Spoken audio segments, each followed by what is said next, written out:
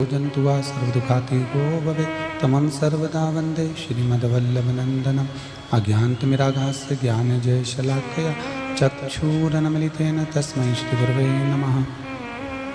नमामि हृदये शेषे लीलाचिरब्धीशयनं लक्ष्मीसहस्रनाम्भिः सेव्यमानं कलानिधिं चतुर्भीष्वचतुर्भीष्वचतुर्भीष्वचतुर्भीष्वतुर्भिस्तवा षड्विजायते योऽसौ पञ्चधा हृदये मम।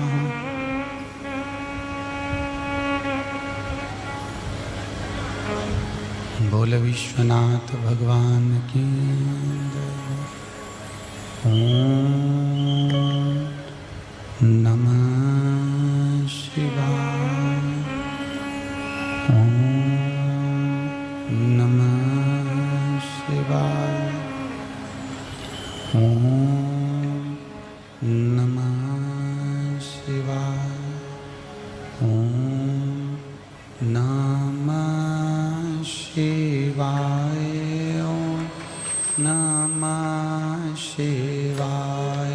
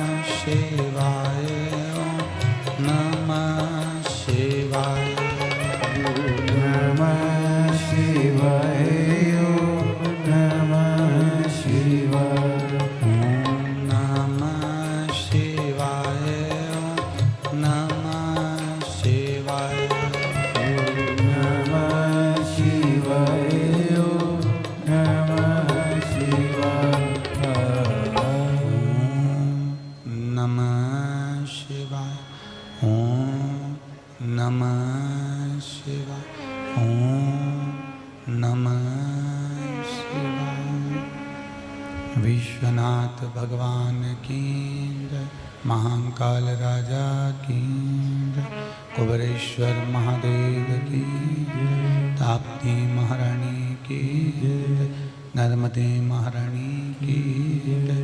हर हर महादेव हर हर महादेव हर हर महादेव हर। काशी विश्वनाथ ओगड़दानी त्रिकालदर्शी कैलाशी अविनाशी भगवान शिव, जिनकी पुनीत पावन शिव महापुराण की कथा संपूर्ण विश्व के कल्याण हेतु श्रवण करने का सौभाग्य बाबा देवाधिदेव महादेव की कृपा से प्राप्त हुआ है।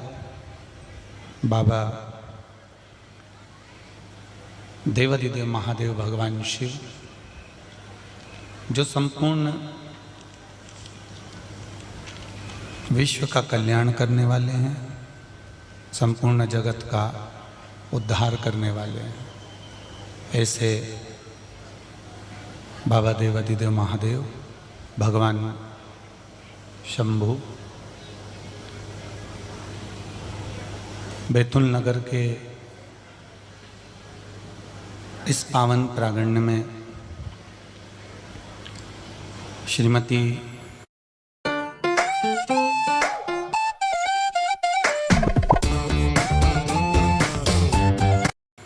कौशल्या परीक्षा अभी भी इतना कीचड़ है और तुम्हारी तो परीक्षा है ही, साथ में जो सेवक लगे हुए हैं सेवा करने में, जो भक्त लगे हुए हैं भगवान की सेवा में, ये उनकी भी परीक्षा है। रोज कल तो रात्रि 2:22 से पानी गिरना चालू हुआ और वो पानी जब गिरना प्रारंभ हुआ तो सुबह तक पानी गिरता रहा, उसके बाद भी बूंदाबांदी चालू ही रही। उसके बाद भी आपकी अविरल भक्ति है, जो इतना गीला कीचड़ पानी जिसमें आप लोग इतनी लाखों की संख्या में आए हो, आपको नमन करता हूं, प्रणाम करता हूं। ये अविरल भक्ति है आपकी, ये विश्वास है आपका, भरोसा है, दृढ़ता है।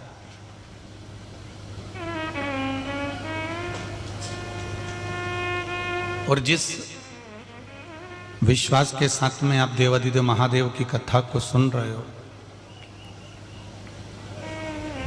जिस विश्वास के साथ में आप भगवान शंकर की अविरल भक्ति को श्रवण कर रहे हो, मेरा देवादिदेव महादेव आपकी झोली खाली नहीं भेजेगा, वो भरकर ही भेजेगा, ये निश्चित है।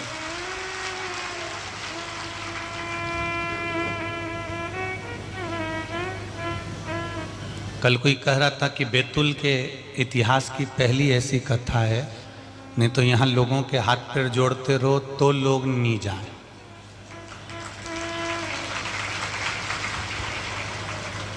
यह बैतूल बड़ा विचित्र है गुरुजी, यहाँ लोगों को निमंत्रण भी देव ना कि माता पूजन है, तो जब माता पूजन होके बुलौआ वापिस आ जाता है तब ये बुलौए में जाती है।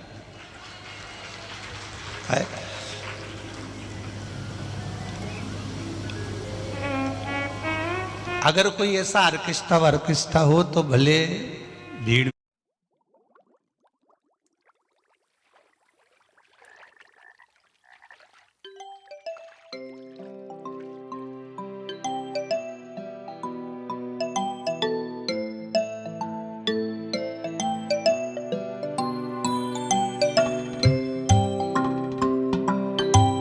हो जाए, पर धार्मिक आयोजन में तो इनको घर से निकालना पड़े, गाड़ी लगाना पड़े, तब इनको बिठाना पड़े, तब जाकर ये कहीं पहुंचती हैं।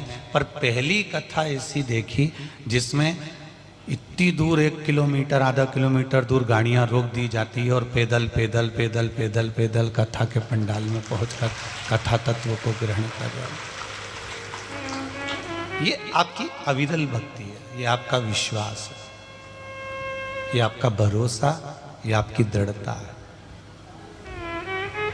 और प्रेम जब अनंत हो गया, रोम रोम संत हो गया। जब प्रेम अनंत हो जाता है, परमात्मा के प्रति आपका भाव प्रबल हो जाता है, तो फिर कहीं संत को ढूंढने की जरूरत नहीं पड़ती, वो स्वयं संत हो जाता है। वो स्वयं संत है जो भगवान की अविरल भक्ति में डूबा, जो भगवान के भजन में डूबा हुआ है।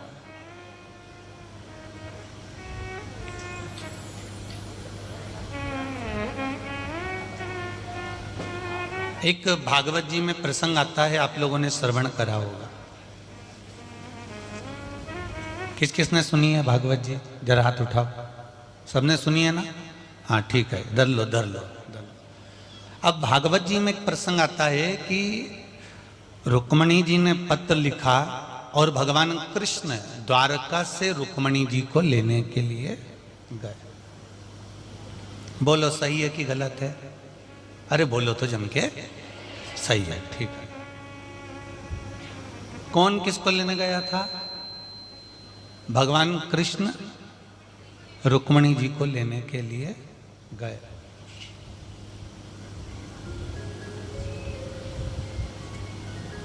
और सही मायने में देखा जाए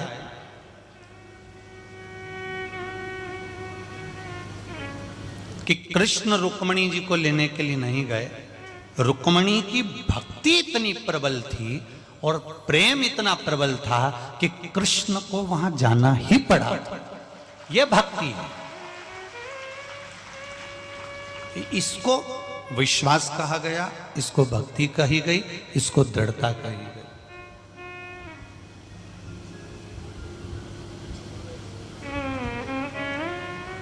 एक सरल भाषा में समझ लो, शादियों का सीजन चलता है तो आप लोगों के यहाँ पर 5-6 पत्रिका, कभी कभी एक ही दिन की शादी किया जाती है। कितनी पत्रिका आई? 5-6 पत्रिका आई।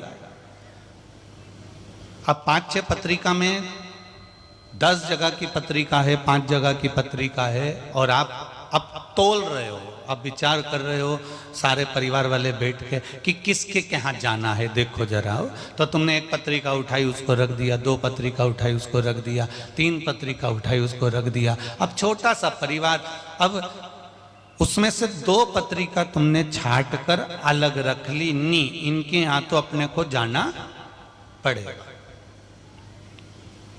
इनके यहाँ अपने को जाना पड़ेगा। 2 पत्रिका उठाकर तुमने पास में रख ली, बाकी की 3 पत्रिका अब वो तो सब भेजते हैं तो ठीक है, अपन परंतु ये 2 जगह तो अपने को जाना पड़ेगा। ये निश्चित कर लिया तुमने, तोल लिया। पत्रिका का कागज भी एक जैसा है, पत्रिका में लिखाई भी एक जैसी है, पत्रिका तोलो तो बराबर की निकलेगी, पर तुमने उसको कागज को नहीं देखा है, तुमने उसमें लिखे हुए शब्दों को नहीं देखा है, तुमने जिसने पत्रिका भेजी है उस व्यक्ति के प्रेम को, उसकी भक्ति को और उसकी वात्सल्यता को देखा है कि अपने को इसकी यहाँ तो जाना ही पड़ेगा, क्योंकि ये इतना प्रेम रखता है, ये इतना विश्वास रखता है, ये इतनी दृढ़ता रखता है, इसलिए हमको यहाँ पर पहुँचना पड़ेगा, अपने को यहाँ जाना पड़ेगा। भगवान भी बस यही देखता है, भगवान भी आपको सब कुछ, मेरा परमात्मा बस यही देखेगा कि आपकी भक्ति कितनी प्रबल है, आपका विश्वास कितना प्रबल है। जब आपका विश्वास प्रबल हो जाता है, भक्ति प्रबल हो जाती है, लोग कहते हैं भगवान कृष्ण रुक्मणी जी को लेने के लिए गए थे, और शिव महापुराण की कथा कहती है कि रुक्मणी ने इतना दबाव बना दिया था प्रेम का, इतना बल बना दिया था भक्ति का, कि भगवान कृष्ण की रात की नींद गायब हो गई थी और उनको सुबह उठकर रथ लेकर जाना ही पड़ा था रुक्मणी जी के दरवाजे पर, माँ देवी के दरवाजे पर, माँ दुर्गा के दरवाजे पर, माँ अम्बा के दरवाजे पर भगवान कृष्ण को पहुंचना ही पड़ा था। ये भक्ति का बल बढ़ा, और भक्ति का बल बढ़ता है तो परमात्मा जरूर आता है। अब जैसे रुक्मणी जी का भक्ति का बल बढ़ा था तो भगवान आया।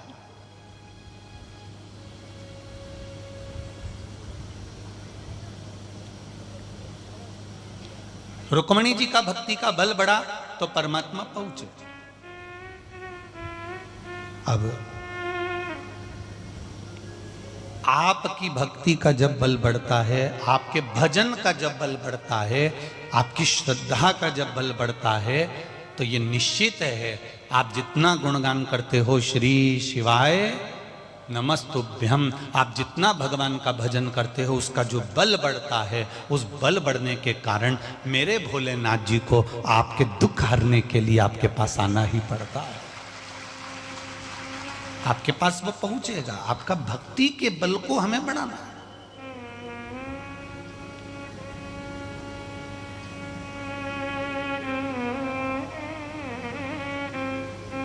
हम आपसे कभी नहीं कहेंगे कि आप यहां कथा में आकर भीड़ बढ़ाओ। हमने तो आपसे परसों भी कहा था इतना कीचड़ हो रहा है, जीजियों मत आओ।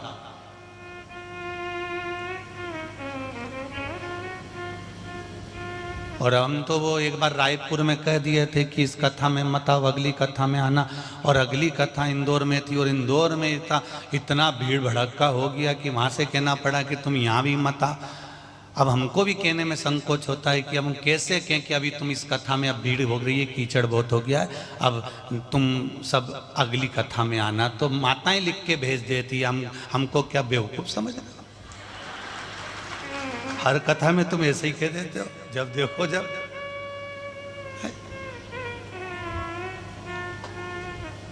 और फिर एक माता ने लिख के भेज दिया था कि जो तुम्हारी नहीं सुनता वो तो आ जाता है, और हम तुम्हारी सुनते हैं इसलिए हम नहीं आ पाते।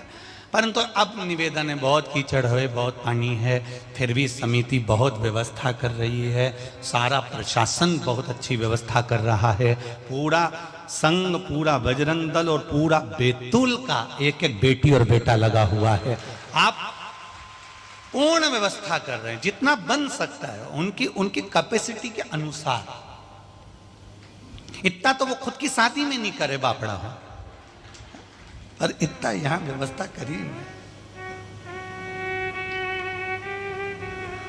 और अभी वो हमको लेकर हनी भी आ रहे थे, तो वो कह रहे थे गुरुजी आज फिर भीड़ हो गई। तो हमने कहा क्यों, पानी गिर रहा था रात से? तो कैसे, यही तो समझ में नहीं आता, जैसे जैसे पानी ढेर हो जाता है वो थोड़ी देर में ये ढेर हो जाता है। तो अब यही समझने वाली बात है कि तुम्हारी भक्ति का बल बढ़ा है। यहाँ हम फिर निवेदन करेंगे, जिसको भीड़ बढ़ाने का शौक हो वो भीड़ बढ़ाए। यहाँ भीड़ नहीं बढ़ाना है, यहाँ तो भले टीवी के सामने बैठो, चाहे मोबाइल के सम्मुख में कथा सुनो, बस अपनी भक्ति के बल को बढ़ाते चलो। उस भक्ति के बल पर परमात्मा मिलेगा, भक्ति के बल पर परमात्मा प्राप्त होगा। जितनी अविरल भक्ति हमारे भीतर जागृत होगी, भगवान कृष्ण रुक्मणी को लेने के लिए नहीं गए, रुक्मणी के प्रेम ने, रुक्मणी की भक्ति ने ऐसा जाल बिछाया कि भगवान को खींचकर बुला ही लिया। उसी तरह तुम्हारी भक्ति का बल इतना प्रबल होना चाहिए कि भगवान को तुम खींचकर अपने दरवाजे पर बुला ही लो कि मेरा महादेव मेरे द्वार पर आ ही गया। ये भक्ति का बल। मैंने तेरे ही भरोसे, ओ बाबा तेरे ही भरोसे, हवा बिच उड़ती जावांगी, बाबा डोर हटो छड़ी नामे कटी जावांगी, भोले मैं तेरी पतन, शंभू मैं तेरी पतन,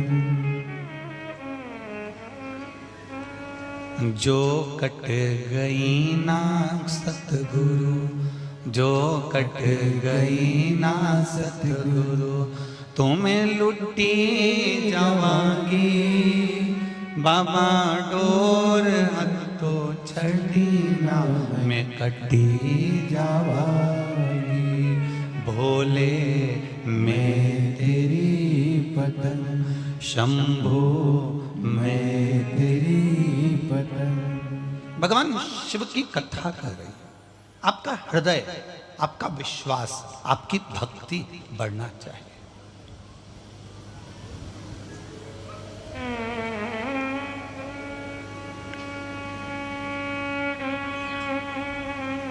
किसी ने पूछा गुरुजी ये इतने सारे लोग कथा सुनने के लिए क्यों आते हैं, कारण क्या है?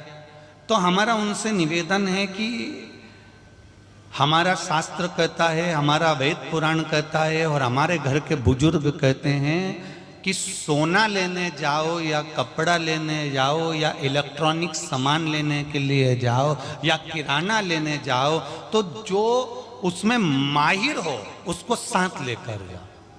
बोलो सही है कि गलत है? अपन सोना लेने जाते हैं तो किसी ऐसे व्यक्ति को ले जाते हैं जो जानता है कि सोने की ये चमक, ये सोना सही है कि गलत है, ये अंगूठी सही है कि गलत है, ये हार सही है कि गलत है। कपड़ा लेने जाते हैं तो अपन कोई अच्छा माहिर व्यक्ति को, देखना साहब शादी का कपड़ा ले रहे हैं, बहू के लिए साड़ियाँ ले रहे हैं, देखना जरा, तो जो कपड़े का माहिर है उसको लेकर जाते हैं। किराना लेना है तो अपन जो किराने का माहिर है उसको लेकर जाते हैं। अपन क्यों उसको लेकर जाते हैं? क्योंकि ये अगर सोने का माहिर व्यक्ति अगर सुनार की दुकान पर बैठ गया तो सुनार ने देख लिया ये माहिर व्यक्ति आया है, ये नकली लेकर नहीं जाएगा, ये असली ही उठाएगा, ये असली ही रखेगा। उसी तरह जितने भक्त कथा सुनने के लिए आते हैं, ये भगवान का भजन करने आते हैं, तो ये भी यही सोच के आते हैं कि जो शंकर जी को अच्छे से जानता हो उसी के साथ में चलो, तो वो अगर एक बार आनंद के साथ कथा का रस तत्व ग्रहण करा देगा तो ये निश्चित है कि मेरा महादेव हमको प्राप्त हो जाएगा। नकली माल ना मिले, इसलिए असली को जो परख सकता है उस असली को परखने वाले के साथ में जाया जाए।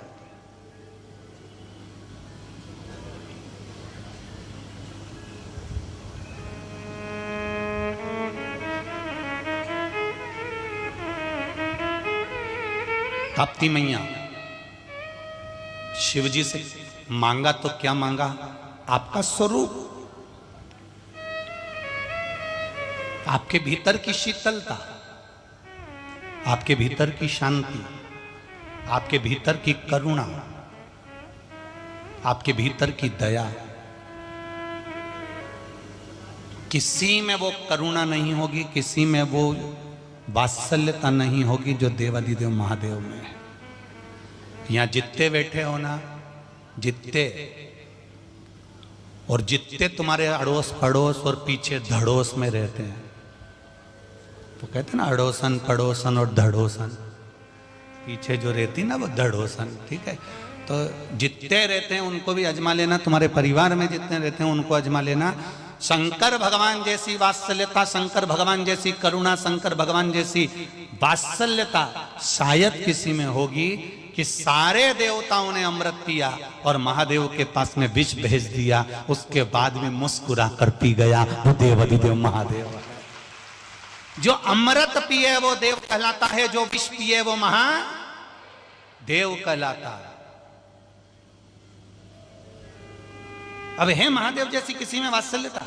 अभी 5-6 देवरानी जेठानी और एक जेठानी ने अपने बच्चे को जो दूध दिया उसमें मलाई डाल के दे दी, उतने में 3-4 देवरानियों के मुंह फूल जाएंगे उतनी देर में। हमारा पति भी दिन भर कमाता है, हमारा पति भी दिन भर काम करता है, और तुमने अपने पति को दूध में मलाई डाल के दे दी, कैसा डाल के दे दिया? तुमने अपने पति को इतना घी लगा दिया, तुमने उसको ज्यादा हिस्सा दे दिया, उसको कम हिस्सा दे दिया, उसको ये प्रदान कर दिया, उसको वो प्रदान कर दिया। कितना कितना हमको अगर प्रसाद भी मिल रहा है ना, तो हम उस प्रसाद में बेचारा देने वाला व्यक्ति तो अपने हाथ से दे रहा है। अब जल्दी जल्दी में हो सकता है किसी को कम आ गया, किसी को ज्यादा आ गया, उसमें उसकी कोई गलती नहीं। अब जल्दी में करेगा क्या? उसी तरह तो क्या हम उसमें भेद देखेंगे? जरा विचार करिए, अपने भीतर इस बात की विचारता रखिए थोड़ा। अमृत देवताओं को मिला, उसके बाद भी मेरे महादेव ने कभी ये नहीं कहा कि मुझे अमृत नहीं मिला। महादेव ने देखा, पार्वती मैया बोली तुम्हारे पास में विष आया है, शंकर भगवान बोले जो आया अच्छा आया, कोई दिक्कत नहीं, उसमें क्या सोचना।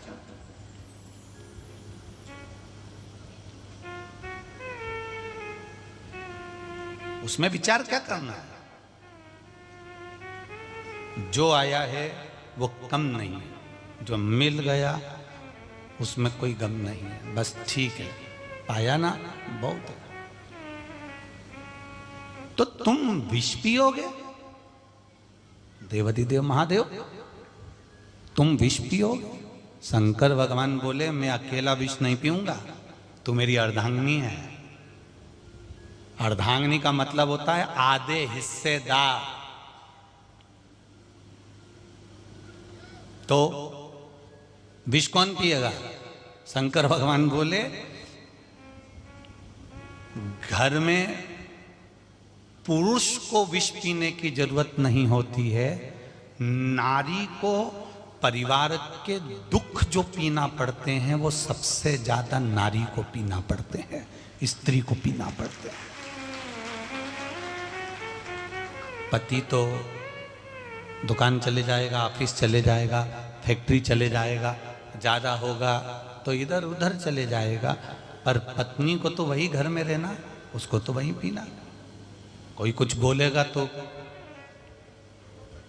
सासू उन भी अपने छोरा उनको कभी कुछ नहीं बोलती, जब भी बोलेगी बहू से ही बोलेगी।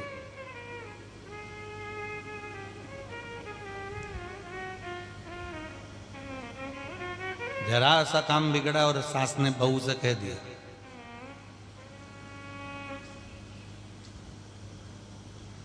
वो तो मेरे सीधे साधे छोरा होन मिल गए।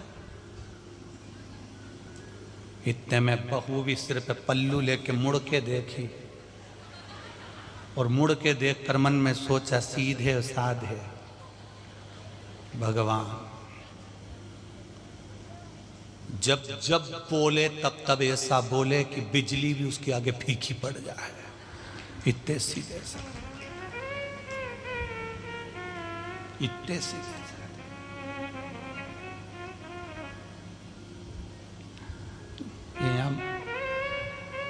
बहुवन जो बैठी है ना इधर, ये सब चतुर बैठी हो, निश्चित है। इतने सीधे साधे। अब बोले से तो बोले क्या, स्मरण क्या। पार्वती मैया विष तुमको भी पीना पड़ेगा क्योंकि तुम मेरी अर्धांगिनी। सबसे ज्यादा विष पीना पड़ता है नारी को, शब्दों का भी, तानों का भी, घर के व्यवहार का भी, घर की परेशानियों का भी, संपूर्ण चिंताओं का, संपूर्ण चिंता। ये विष उनको पीना। ताप्ती मैया ने भगवान देवाधिदेव महादेव से क्या मांगा था? आपकी स्वरूप, आपकी कोमलता, आपकी करुणता, आपकी वात्सल्यता, आपका प्रेम, आपका स्नेह, और दुनिया को अमृत देने के बाद भी, विष पीने के बाद भी आपके चेहरे पर जो प्रसन्नता है, ताप्ती मैया कह रही है महादेव वो मुझको दे दीजिए, वो मुझे दे।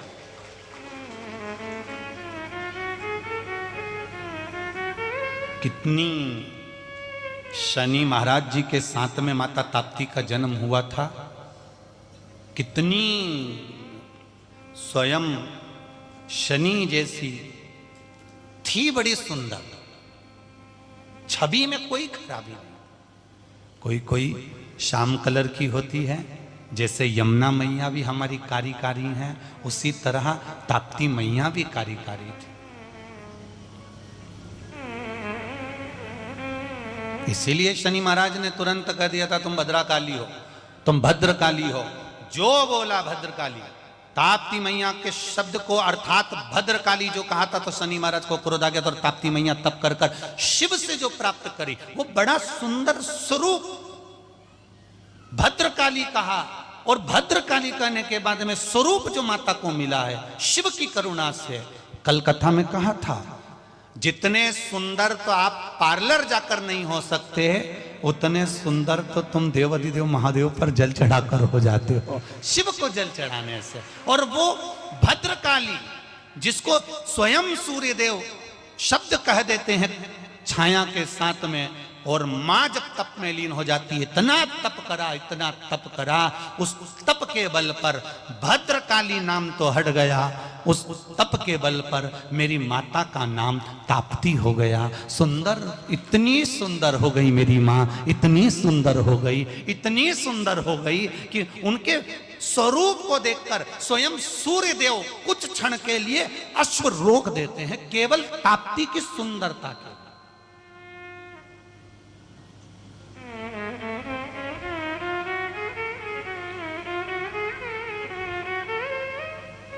केवल ताप्ती की सुंदरता। अब इतनी गौरी, इतनी सुंदर कि जिसको देखकर इंद्र 5 बार सूर्य देवता के यहां आकर ताप्ती मैया का दर्शन कर कर गए हैं कि इतनी सुंदर। उसने तप बहुत करा, तप का प्रभाव बड़ा था, इसलिए उसका नाम जम के बोलो ताप्ती हो गया। अब काली नाम खत्म, अब काली नाम समाप्त, अब ताप्ती नाम प्रारंभ हो गया। अब इतनी सुंदर मां ताप्ती थी, इतना सुंदर आनंद हो गया था, इतना सुंदर आनंद हो गया था। समय बीता, सूर्य नारायण भगवान के यहाँ, भास्कर देव के यहाँ, सूर्य देवता के यहाँ ताप्ती मैया का जो सुंदर स्वरूप था उसको देखकर लोग आनंदित हो रहे थे। छोटी सी कन्या है ताप्ती, छोटी सी कन्या।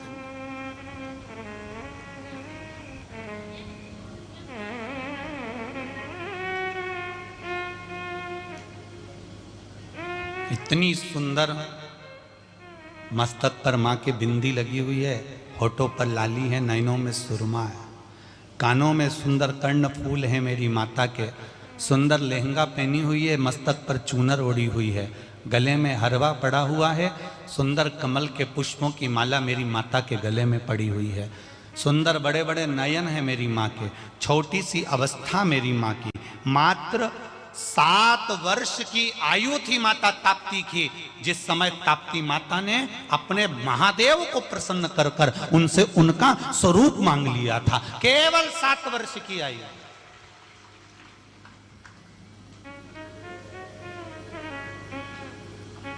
गई मां तप करने के लिए गई। अब माता ने देख लिया कि तप का बल कितना है, ताप्ती ने देख लिया कि तप का बल कितना है, कि मैंने देवादिदेव महादेव की तप साधना करी तो मुझे इतना मिल गया, अगर मैं देवादिदेव महादेव की तप साधना करती हूं तो मुझे उसका फल कितना मिलेगा। अब ताप्ती छोटी सी ताप्ती जब निकल कर चली, इतने में चंद्रदेव चाचा के यहां पहुंचती है और चंद्रदेव काका जी के यहां पहुंचकर उसने देखा कि चंद्रदेव की बेटी पूर्णा मृत्युलोक में भ्रमण कर रही, उनके पास में पहुंचकर शिवलिंग का निर्माण कर कर पूजन में दोनों विराजमान हो जाती हैं। इतनी देर में माता छाया ने यम और यमुना और शनिदेव इन तीनों को थोड़ा सा क्रोध कर दिया।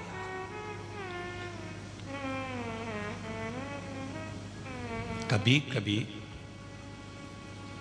गर्भ में संतान होती है, नारी को कष्ट होता है तो वो जो पहले के जो बच्चे होते हैं 2-3, 1-2 उनको डांट देती है, बोलो री जीजियों सही है कि गलत है। जब गर्भ में संतान है और छोटा बच्चा जो पहले का बच्चा है वो मस्ती कर रहा है, कुछ त्रुटि कर रहा है, कुछ गलती कर रहा है तो उन्हें डांट दिया। उन्होंने यमुना जी को भी डांट दिया, यम को भी डांट दिया, शनि को भी डांट दिया। शनि को तो यहां तक कि श्राप तक दे दिया। ये खबर सूर्य नारायण भगवान के पास पहुंच गई।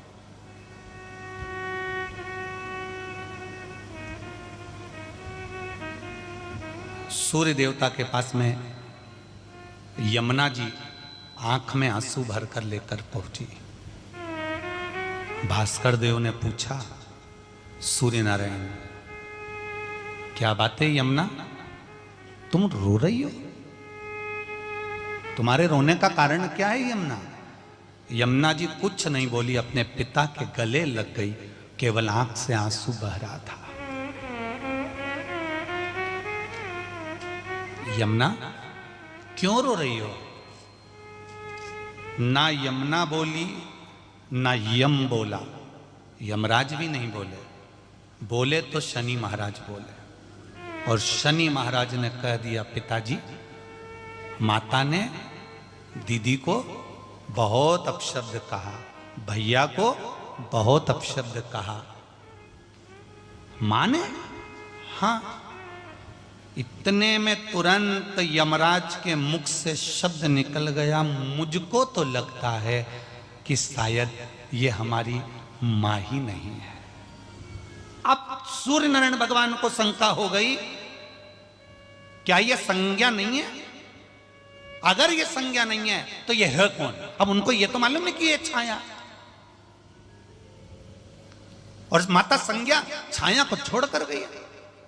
एक शब्द सूर्य नारायण भगवान ने अपने रथ के घोड़ों को लिया और सीधे छाया के पास पहुंच गए। छाया गर्भ से थी, गर्भित छाया के सामने सूर्य ने अपनी तीव्रता देना प्रारंभ करी और जो चिल्लाए सूर्य नारायण भगवान, ऐसा भयंकर शब्द सूर्य देव ने किया, ऐसा भयंकर नाद सूर्य देवता ने करा, इतना तेज बोले हैं सूर्य देवता। उनका तपन जब तपने लगा, छाया का गर्भ जलने लगा। छाया का जो गर्भ था उसमें जो बच्चा था वो बच्चा बड़ा प्रबल होने लगा और इतने तेज के कारण, इतने तेज के कारण अंदर घबराने लगा। घबराते ही उस बच्चे ने जन्म ले लिया। जन्म लेते से क्या देखा कि वो तो बड़ा कुरूप था, भयंकर काला, दांत बड़े हुए, भयंकर काला दांत बड़े हुए। वो बेटा नहीं बेटी थी, जिसका नाम विष्टि भद्रा था, जिसका नाम विष्टि भद्रा था। जन्म लिया, भयंकर कुरूप, दांत बड़े बड़े हैं, नख बड़े बड़े हैं, शरीर भयंकर काला है, मुख ऐसा लगता है जैसे किसी पशु का रख दिया है, और चरण भी 2 नहीं 3 चरण हैं इसके। देख कर छाया को तो चक्कर आ गया।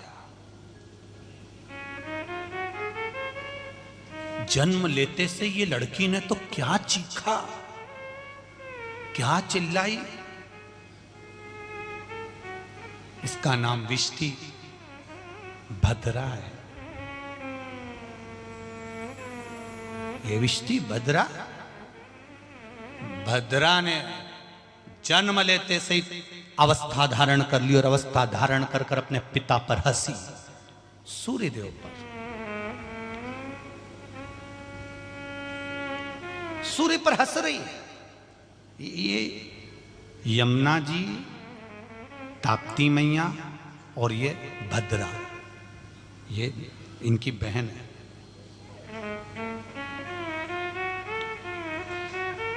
ये इनकी बहन है।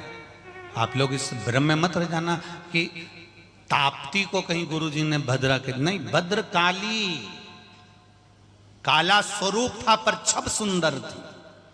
भद्रा तो अब हुई है, और भद्रा क्या कर रही है ताप्ती के साथ वो भी देख लीजिए।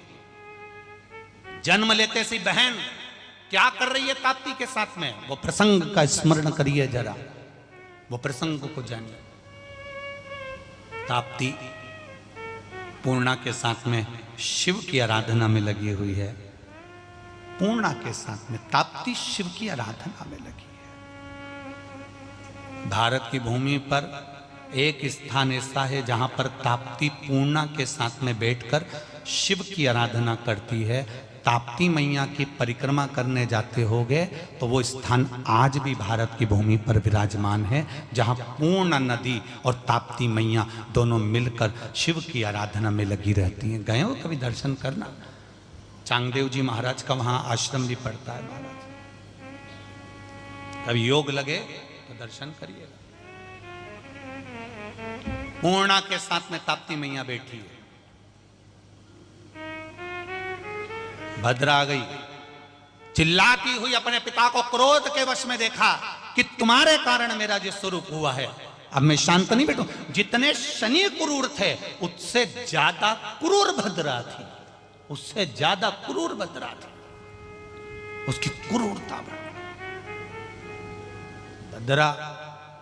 भद्रा का एक नाम विष्टि भी है, जैसे भद्रकाली ताप्ती, उसी तरह भद्रा का नाम विष्टि, विष्टि का नाम भद्रा। विष्टि भद्रा दौड़ी। यम ने देखा ये कौन है, पूछा पिताजी से ये कौन, तो कहा तुम्हारी बहन है। इतना भयंकर स्वरूप, इतना भयंकर स्वरूप। ये तो जहां जाती है सारे लोगों को कष्ट देना चालू कर दिया इसने। और दौड़कर मृत्यु लोक में आ गई भद्रा। भद्रा जैसे ही मृत्यु लोक में आई, भयंकर दांत बड़े थे, काला स्वरूप था, मुख भी पशु जैसा था, नख भयंकर थे, शरीर काला था, केश खुले थे, चिक रही थी, चिल्ला रही थी। और जहां ताप्ती और पूर्णा दोनों बैठकर शिव की आराधना कर रही थी, ये वहां पहुंच गई। ये वहां पहुंची।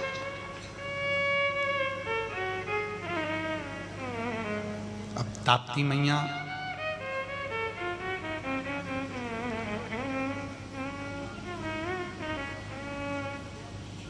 शिव की आराधना कर रही हैं, पूर्णा मैया शिव की आराधना कर रही हैं। भद्रा ने पहुंचकर जितना पूजन का साहित्य रखा हुआ था, जिसकी पूजन जो साहित्य पूजन का रखा था, भद्रा ने वो पूरा साहित्य बेकार कर दिया, उड़ा दिया हवा में, ले गई, साहित्य खत्म।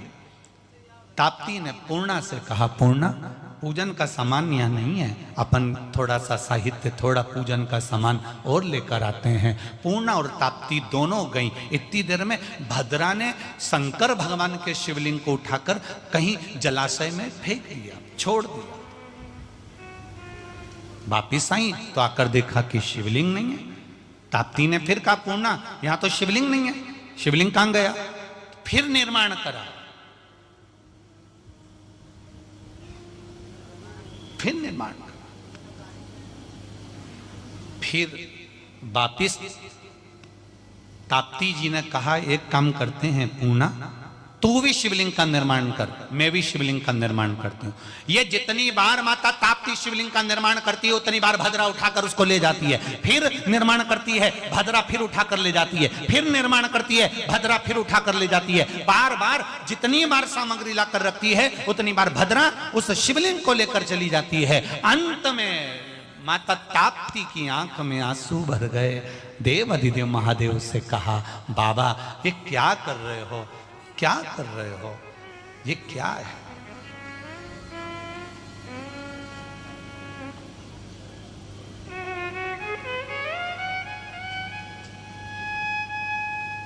शिवजी एक बच्चे का रूप ले, X Y Z XZ नहीं, डॉक्टर का भरोसेमंद ZX। ZX का असरदार आरामदायक फॉर्मूला खांसी पे काम शुरू करे सिर्फ 15 मिनट में। ZX काम शुरू करे बस 15 मिनट में। कराते हैं। आकर ताप्ती मैया भी बच्ची हैं, 7 वर्ष की आयु है, तो शिवजी भी बच्चे का रूप लेकर आकर कहते हैं, हो सकता है समय की गति बड़ी प्रबल है। शंकर भगवान ने जो उंगली उठाकर घुमाना प्रारंभ करा, ताप्ती ने जो ऊपर देखना प्रारंभ करा, क्या देखती है कि एक काली सी एक स्त्री, जिसके चरण 3 नख विशाल भयंकर चीख रही है ऊपर, और भगवान कह रहे समय का चक्र बड़ा विचित्र है, इस समय को निकल जाने दो, बस समय निकल जाएगा तो शिवलिंग अपने आप प्राप्त हो जाएगा। जो 108 बार,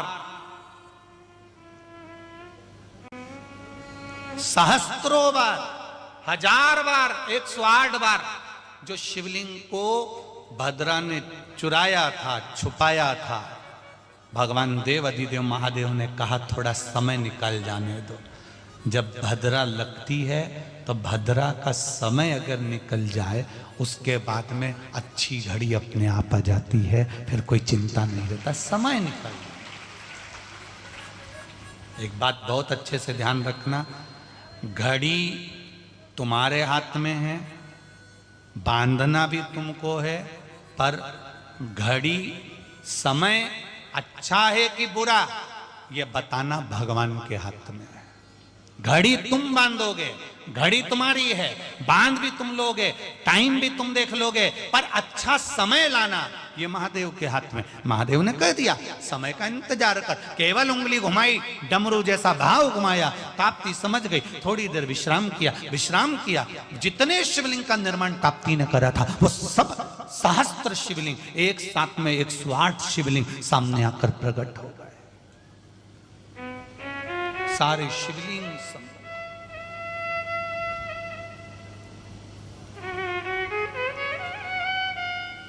आज भी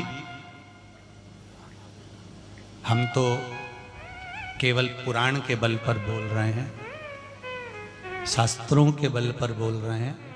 अभी तक हमारा भी जाना नहीं हुआ, पर विश्वास करता है कि जो हमारे पुराण शास्त्र कहते हैं कि 108 शिवलिंग या सहस्त्र शिवलिंग का जो वर्णन किया गया है, मेरा विश्वास कहता है कि वो शिवलिंग आज भी ताप्ती के तट पर होना चाहिए, आज भी होना चाहिए।